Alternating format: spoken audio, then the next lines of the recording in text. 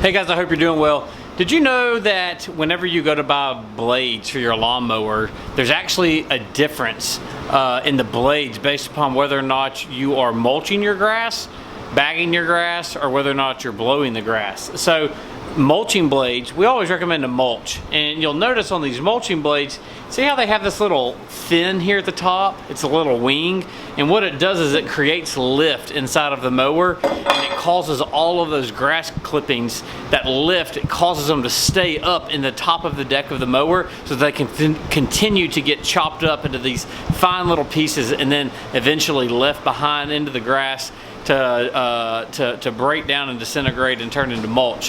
Whenever you're blowing, the blade tends to be more straight, and what it does is it'll cut the grass, but then it allows the grass, instead of creating a lift, it just allows the grass to blow out of the side of the mower. So that's just a tip, something to keep in mind based upon how your mower is set up to either mulch or to blow out of the side discharge will dictate the type of blade that you need. Hope that helps. If you got any questions, let us know. Y'all have a good day.